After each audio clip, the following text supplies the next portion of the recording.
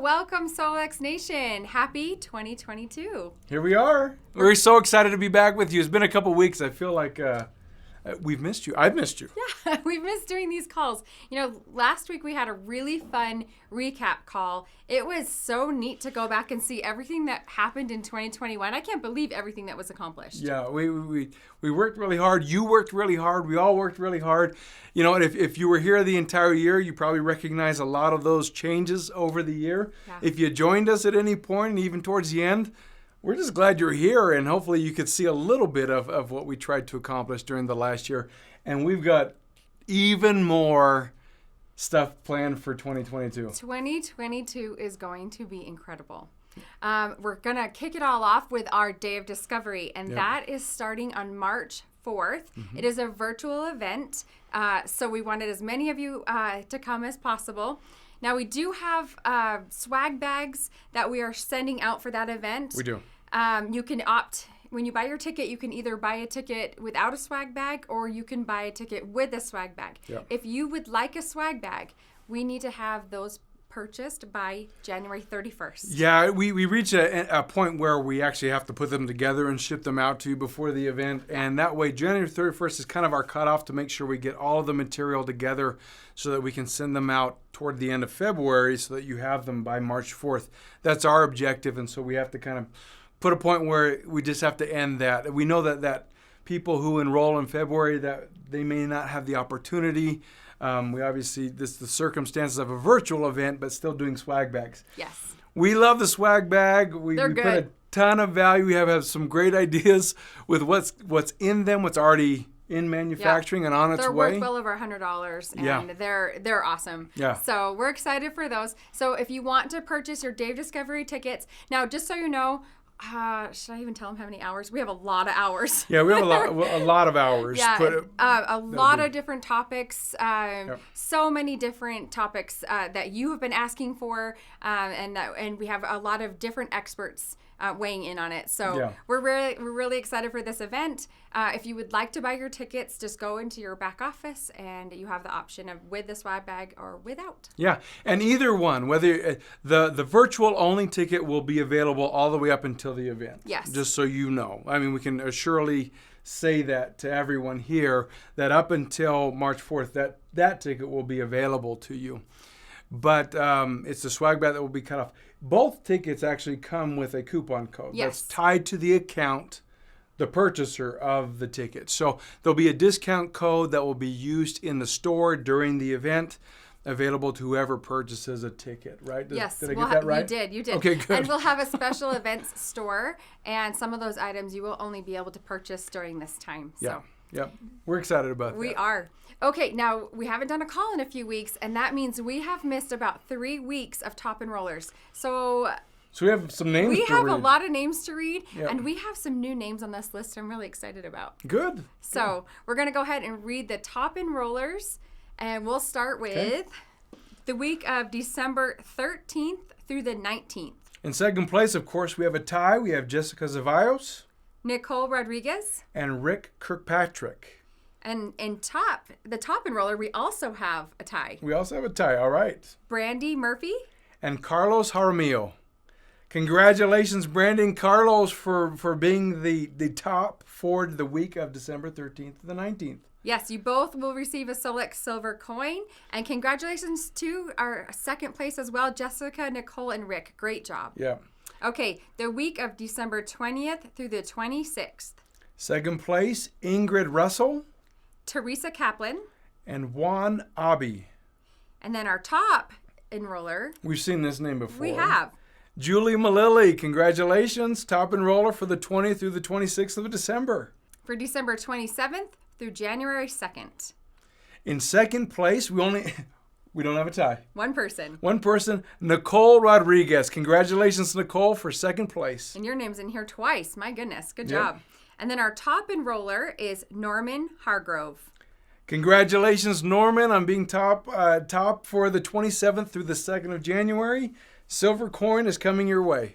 So all of you that got that top enroller spot, you are now in our legacy group, and we will be sending your Solex silver coins. And those second highest enrollers, you were this far behind. I mean, so close. You all did such a wonderful job. I'm really impressed. I barely got my bed made the week of Christmas, and you were all out recruiting. And doing scans and doing all kinds of fun stuff. Good job. Yeah, that's awesome. That great job. I think we have a good call today. Hopefully we'll get into it. We're going to hear from Kai next. Okay.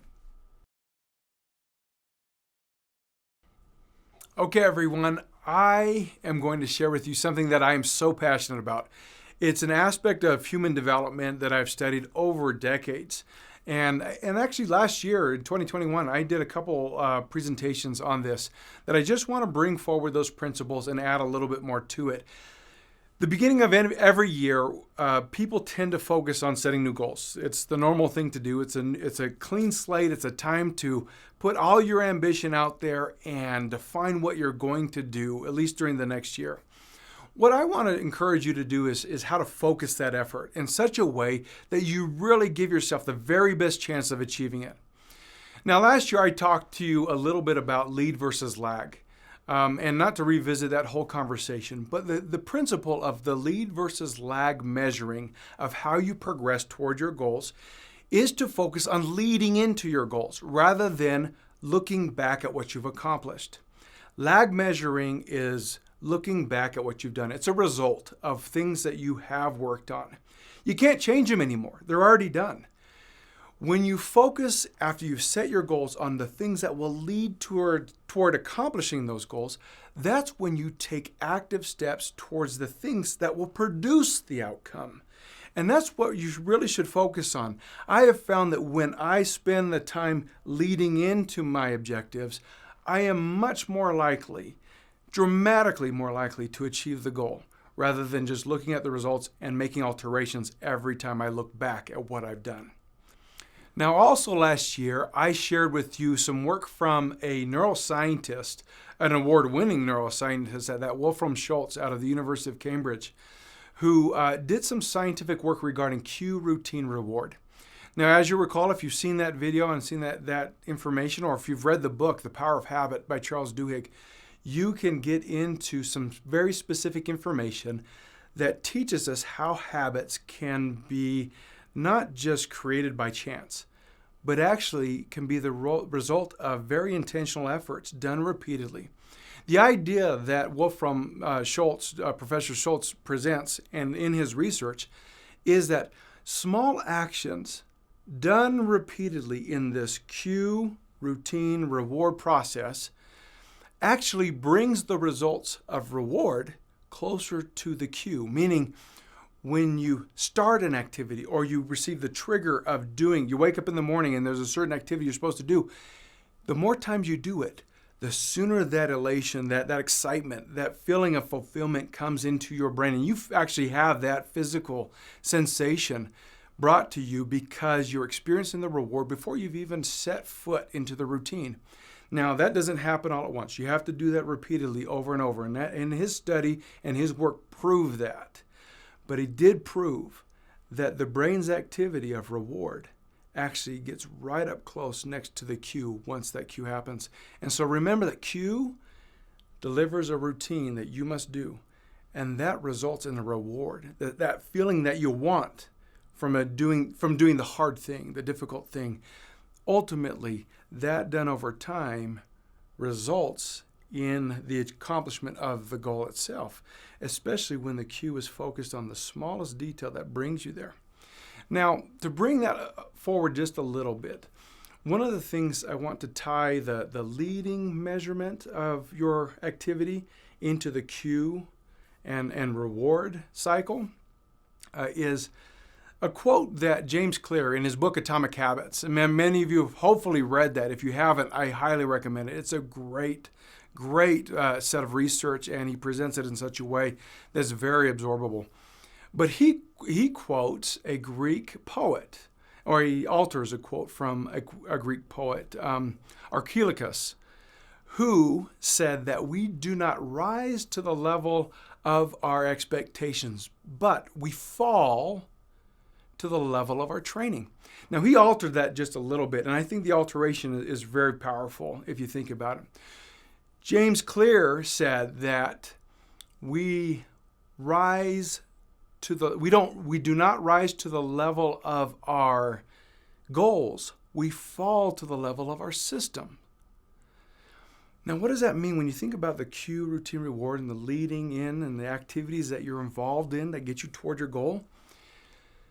It's the system that you put in place in the cue, routine, reward process that actually is what delivers the result. It's not hoping and wishing and wanting a result for this year, any year, for any goal. It is actually defining what are the things that must be done. Do those repeatedly, and if you do those repeatedly, it becomes a system, it becomes a habit, and it's instilled in you. And that becomes who you are.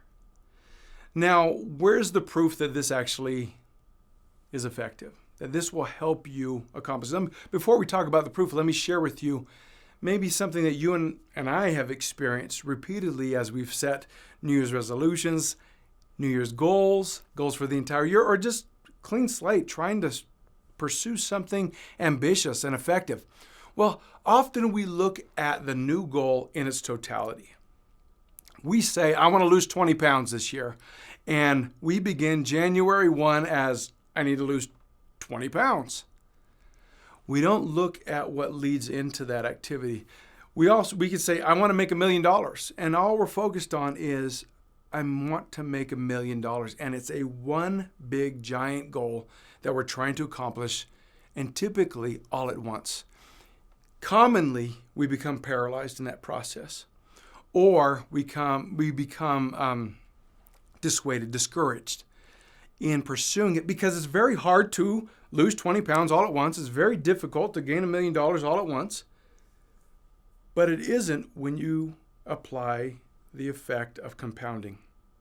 Compounding interest, The Compounding Effect, another great book that I would highly recommend to you, focuses on taking the smallest activity, doing it repeatedly, and the compounding effect results in a massive outcome that is as big as or bigger than the intended objective in the first place. You've probably heard the social experiment of, if I offered you $1 million today, or the alternative, to give you a penny today and then to double that amount of money every day for 30 days, what amount of money, which one would you take? Would you take the $1 million, or would you take the penny that doubles every day? Well, in one experiment, 90% of the people said, oh, taking the $1 million, right? It's sure, fast, and easy. What they missed out on was the effect of compounding and not understanding the benefit of compounding that penny. That penny, day 2 turns into 2 pennies. Day 3 turns into 4 pennies. Day 4 turns into 8 pennies, and so on. What's the outcome at the end of the 30 days? Well, if you've heard this experiment before, you know it's a big number. It is more than $4 million more than the $1 million you would have got on day 1. Essentially, it's more than $5 million in total. If you just take the penny that doubles. The compounding effect of small efforts done over time results in a much bigger outcome. Either way, we are required to exercise our patience in the process of developing that system, that habit. Let me just give you one final example. James Clear, in that Atomic Habits book, also presented the idea of 1%, the idea of improving your efforts by 1% every day. What that does over a year. Forget the 99%. Don't look at the big Mount Everest you have to climb. But if you looked at refining whatever it is you want to improve in your life this year, right now, starting today. If you haven't already set your goals, tonight's the night to set the goal, right? But focus on the 1%. What is that finite sliver of improvement? Guess what happens? And James Clear presented that if you were to improve just 1% per day on one habit, one skill, one ability, one range of your knowledge base, one ability in saving your money, whatever it might be, one skill set, that over an entire year, over that year, you will result in being 37% times better. I want to clarify that. That's not 37%. It's not moving from 1% to 37%. That's 37 times better, a multiple. That's 37 100% better. That is such an enormous improvement that you will not recognize yourself in the same way if you just make that very small change. That small effort every day. Just stay focused to it, create that cue routine reward, make it a system that you fall on, that you lean on, that you rely on, and just be focused on the small thing that leads to the greatest outcome. You will achieve your goals over and over again. And guess what? If you miss a misstep one day, not a big deal. Add that 1% the next day. You miss 2 or 3 days in a row. Not a big deal. Come back every time. Make that 1% improvement. Okay, so you don't get 37% times. You don't get the 37 times result. What if you got 35 times? What if you got 32 times result? Either way, it's a massive change, and it's worth implementing. So there's the challenge for 2022. Focus on the small. Get it done. You'll have huge results. I know I will. That's part of my objective, part of my goal, part of my behavior. I'm in it with you. I hope that we'll have a great 2022 together. Happy New Year, everybody. I hope you had a great holiday. We did. And it's always good to be back. Believe it or not, we really love getting together every Wednesday and just talking with you and sharing your comments to us, back to you, and getting your perspective and understanding how the AO Scan and Solex is changing your lives and the lives of those around you. And so thank you for being with us all last year, and we look forward to an exciting 2022. So in that note, let's get started. We've had a few questions come in over the holidays, and we'd like to address those. And of course, as you know, we're already busy getting ready for Day of Discovery in March. And so a lot of our calls will be trying to get all that in order so that on Day of Discovery you guys are ready and we're ready to give you really what you want and need. So one of the questions that came in over the holidays was about energetic clearing and energetic shield and when and why to use them. Now you find them in your profile. So when you go up to the top of your screen, when you click on your little profile at the top, you'll click on Quick Scan. And under Quick Scan, you'll find energetic shielding and energetic clearing. So why and when to use those? Okay, so first, whenever you're working with somebody else, it's important that you do a clearing and then you do a shield, so that when you go to work with your client, your energies, your biases and everything are suppressed. And so that you're dealing more with just the energies of the client that you're working with. If you're working on yourself, you'd want to do it slightly different. You want to start your day, you want to do a clearing. Then I would go in and I would do my voice, my vitals, my body system, whatever my scan's going to be that day. Do my optimizations, then go back in and do an energetic shield. So kind of start it and end it. So I clear myself, I'm ready for my scan, then I clear myself, I do my scan, and then I shield to help buffer some of those energy influences that I'm going to be dealing with throughout the day. So again, energetic clearing and energetic shield are found in your quick scan section of your scanner, and you access that from your profile. You want to use those between scans for your clients. And along that, so you're going to clear yourself, shield yourself. Then you want to do the same thing with your client before you start their scan. Clear them, do their scan, their optimization, then shield them. That is the best way to use those two functions, and they're powerful functions. They work by strengthening the energetic field.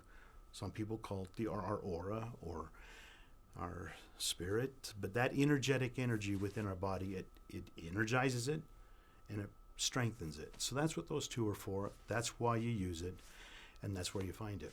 Okay, so another question that, or this one's come in a few times, and it deals with a couple things: hydration, comprehensive when and how to use it, and can it be done too much? So let's start with the first one, hydration. Hydration is critical always. You need to make sure that you and or your client are well hydrated before you start a scan. You want that fluid in your body. You want your cells energized. You want your cells fluid so that as this energy affects them, it's able to be more efficient, more effective. So hydration always, always, always is important. Second is comprehensive. Now this is where there was a little confusing because in the beginning we had the full comprehensive and you didn't have the ability to do a body system or an intelligence scan. You just had that whole comprehensive section.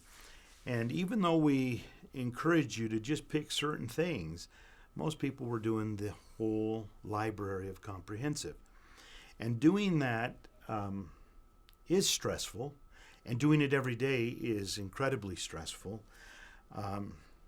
It's like trying to do all the exercise equipment in a gym in the same day. It just doesn't make sense. It can't do it. It's too much. Is it going to hurt you? Absolutely not. You might feel a little tired, a little fatigued, but it's not going to hurt you. But it's not really giving you the benefit that you want either. So comprehensive, if you did comprehensive 3-4 times a month, the full comprehensive, I probably only do maybe once a month. But make sure you're well hydrated, rested, and you're able to sit down and just relax and let the scan do its thing. But other than that, you have two options. One of those is do body systems. Even if you did the whole body systems, it's in a condensed form. So it's not going to put an undue stress on your body. And it's going to do the entire system, including optimization, in 3 minutes and a few seconds. It's a great way to get a good snapshot of the whole body.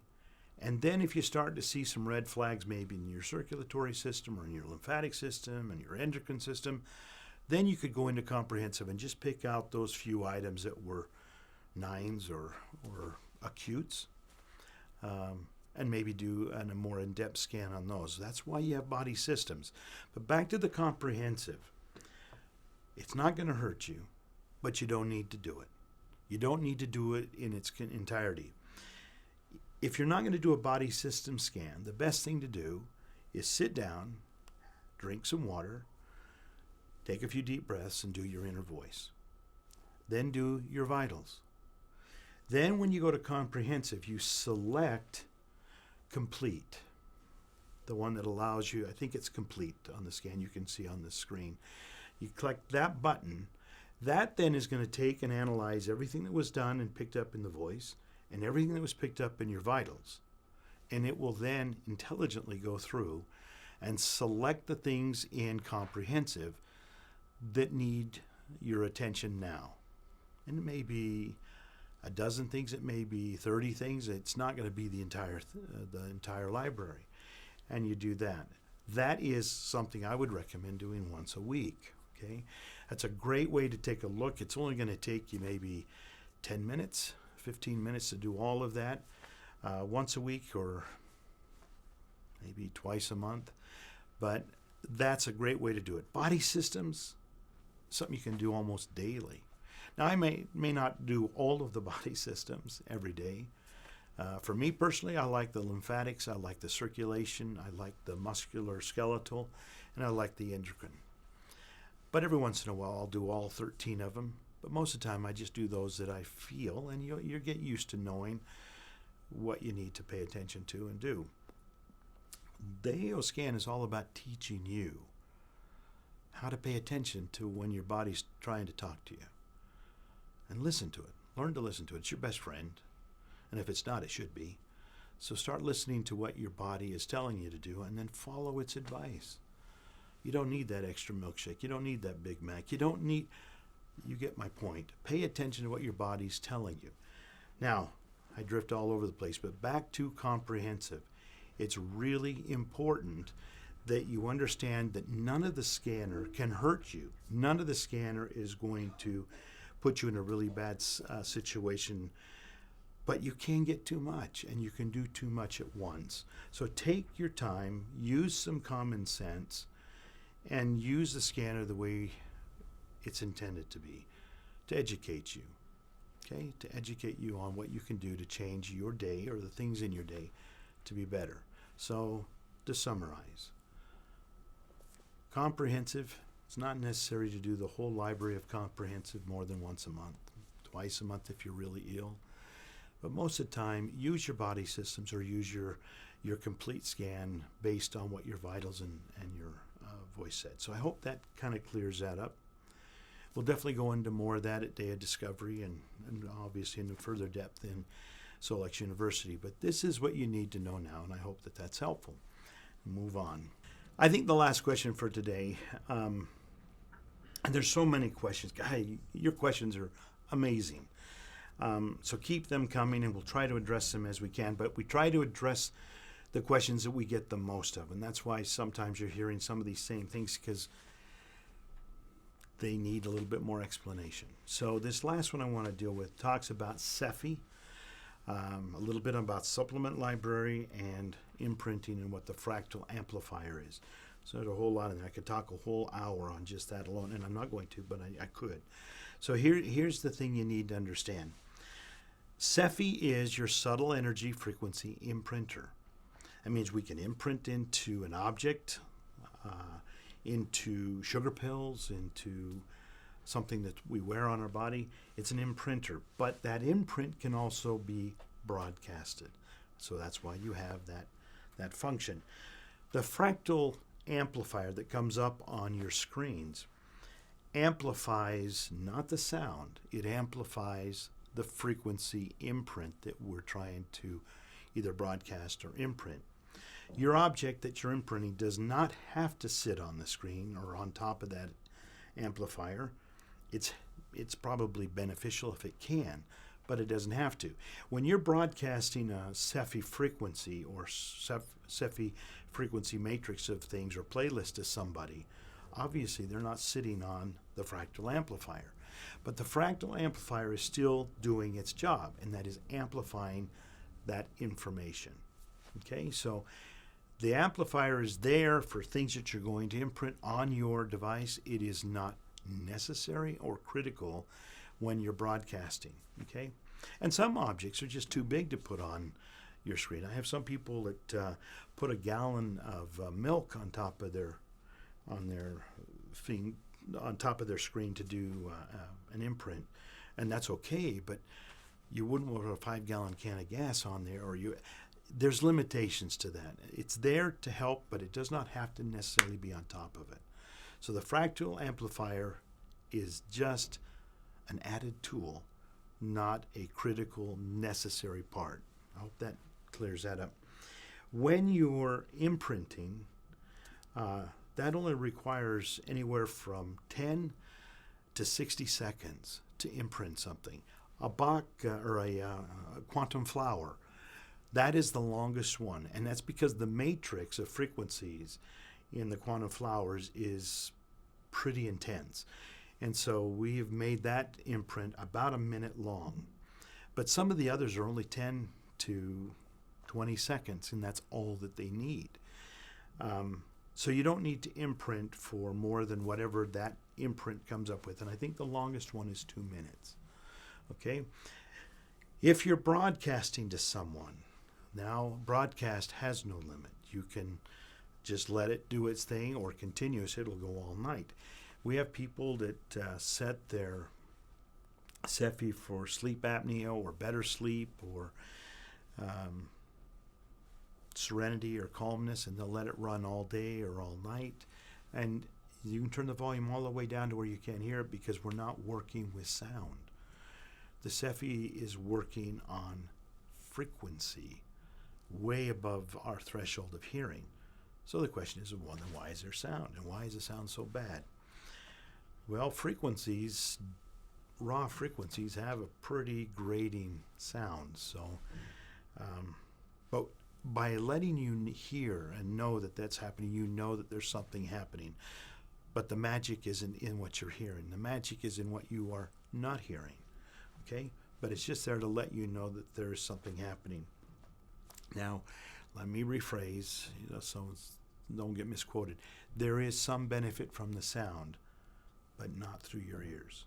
There may be some sound benefit to something sitting on the device, but not hearing it. Okay, so you don't want to sit and listen to your quantum frequencies and your quantum affirmations. Those are meant to be imprinted. So I think I've talked about this once before. Back in the Old Testament days, the prophets wore, and I don't even remember what it's called, wore a band around their head, and then they had these little canisters on the band, and they would write on some papyrus their prayers, and they would roll them up and put them inside. I want you to think about that for a minute. They were writing down their prayers, and they were wearing what they wrote because they believed that that kept that prayer in them all day long. Frequency is really just an electronic version of that. We are taking our affirmations or our health frequencies and we're imprinting them into our watch or into our ring or into a necklace, or we're sending them to somewhere, just like you would pray for your children or you would pray for a pet, or there's real science behind frequency, behind prayer, behind positive affirmations to ourselves. This is real. This isn't woo-woo. This isn't voodoo. This is real. And the more you work with your SEFI, the more you experiment with it, with yourself and others. And if you want real proof, use it on your pets. There's no placebo on a pet.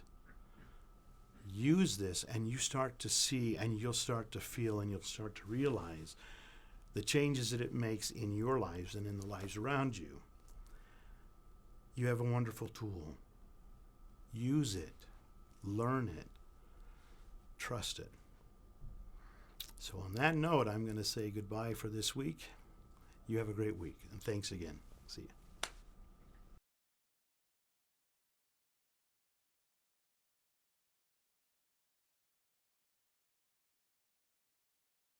All right, who wants the bulk sugar pellets? We got a giveaway to kick off the year. Right. I must say, another dad joke coming. It's pretty sweet. Oh, dear. It is sweet. It's sucrose. Yes. Yeah. Okay, but what are we going to... On this call, on the YouTube video, if you go in, and because we're kicking off the year with this video, 2022, put your 2022 playlist.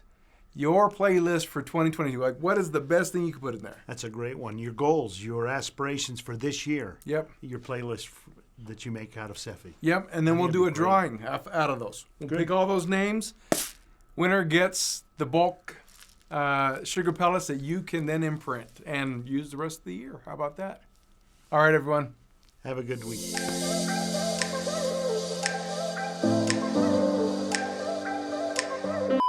Oh, gosh, I'm so glad I asked. On the bottom, I got. Are we going? I'm sorry. We're already starting on the blooper roll. Here we go.